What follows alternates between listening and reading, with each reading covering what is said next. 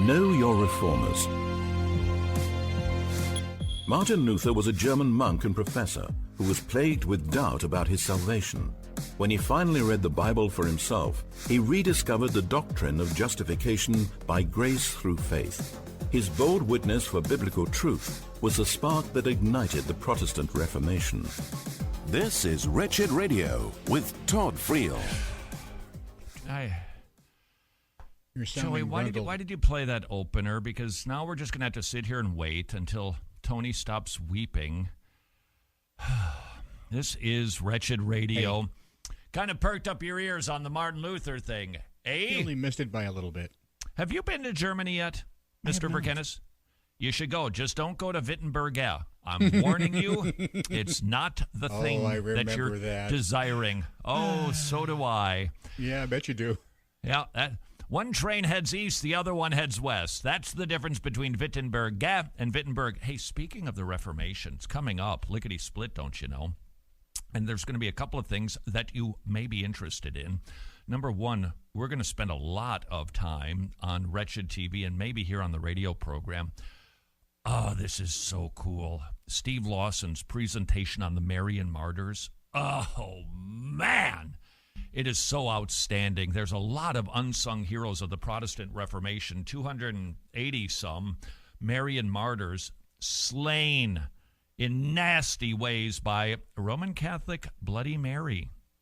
Not a nice woman at all. So we're going to be celebrating the 501st anniversary of the Protestant Reformation. I think it's going to be excellent. Second thing, as long as we're talking about Reformation,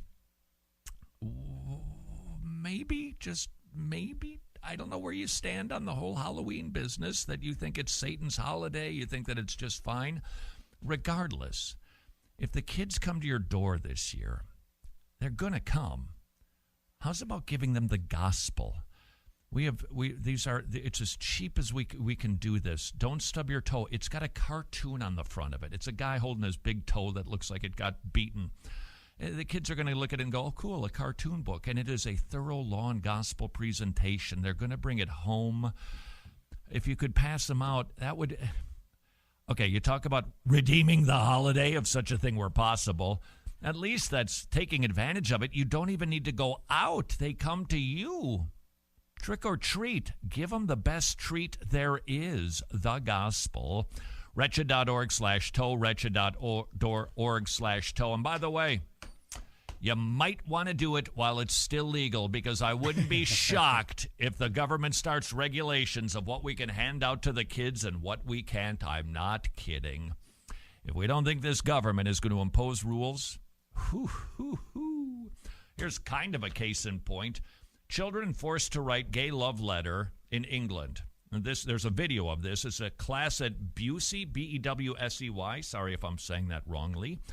Bewsey Lodge Primary School. Students were asked by their teacher to imagine themselves as Prince Henry writing a letter to his male servant Thomas asking for his hand in marriage.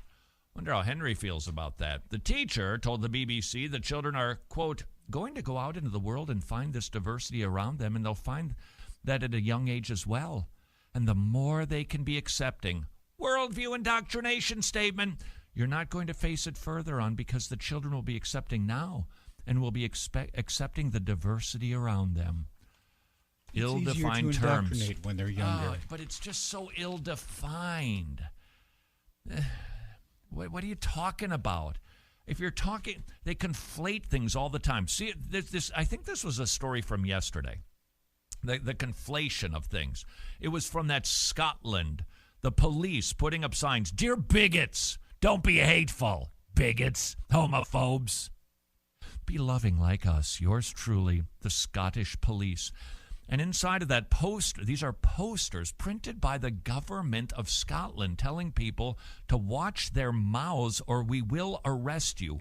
They conflated things like, being mean, not accepting, being violent, pushing somebody, hurting somebody's feelings, punching somebody in the face, saying things that people don't agree. Whoa, whoa, whoa, whoa, whoa, whoa, whoa, whoa, whoa, whoa. You can't lump all of those together. They're separate things. Of course we Christians are going to agree that you don't hurt people. We are the don't hurt people. That's what we... Remember, turn the other cheek. That's who we are. Yes, war. I get all of that. We're not Mennonites and Quakers that don't go marching off to war.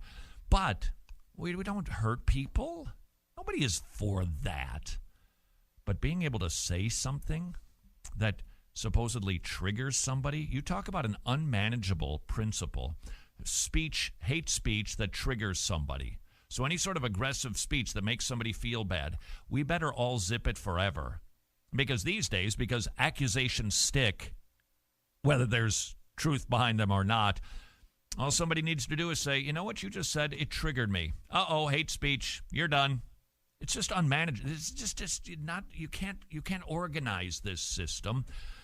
We speak lovingly to people, truthfully. There's our guideline. It's biblical. Handles the whole mess. Instead, you've got a secular government trying to figure out, okay, how do we make all of this work now that we don't have any guidelines that are loftier than ours, that have higher principles? And that is why I think we're seeing the mess that we are seeing.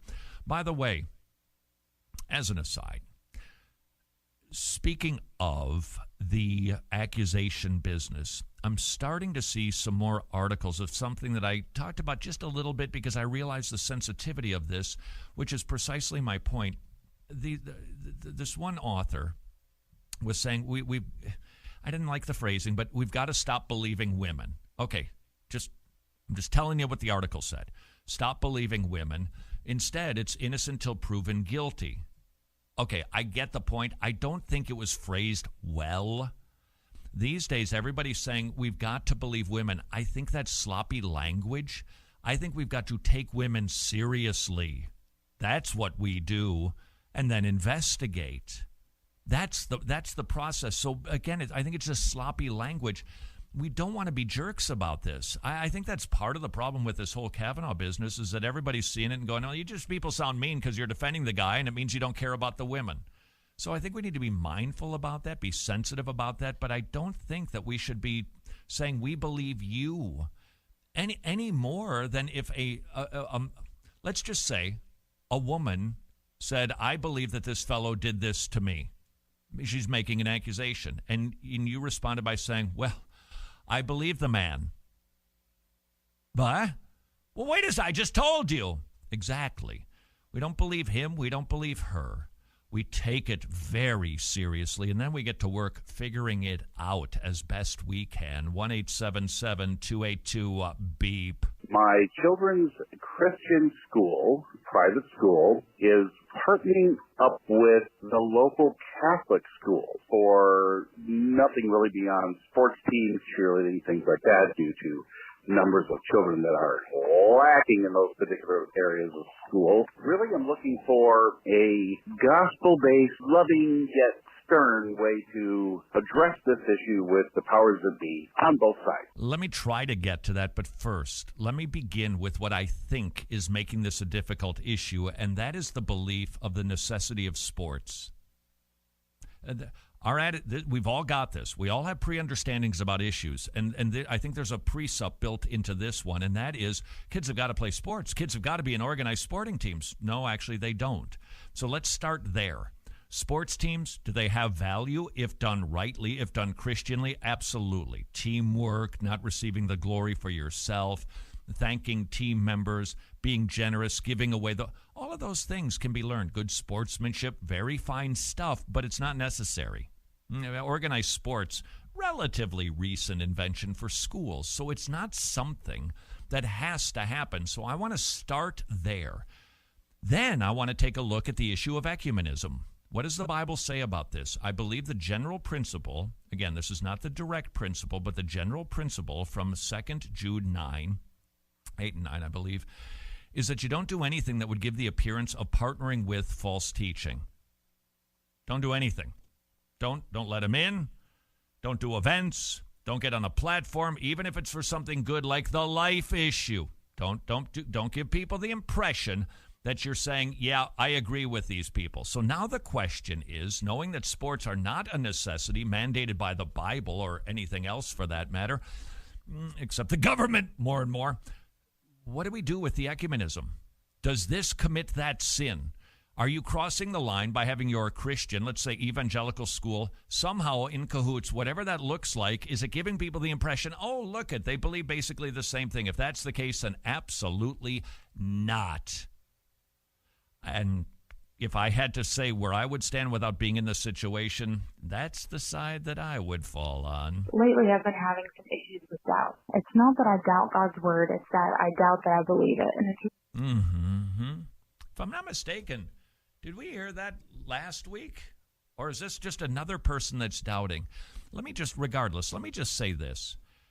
Doubt is not disbelief. Don't forget that. Doubt is not disbelief. And that was the encouraging word. Let me give you kind of a severe word right now. When you doubt, you're calling God a liar. That's a wicked sin. Perhaps that will help you to go, whoa, brain, stop right now. Start believing, start trusting. God's word is true. He has me. I'm his child. Nobody's going to snatch me out of his hand. And I don't want to doubt, even though that's not disbelief. I don't want to do that because it's offensive to God. Perhaps that will help you with your doubts. And until tomorrow, go serve your King.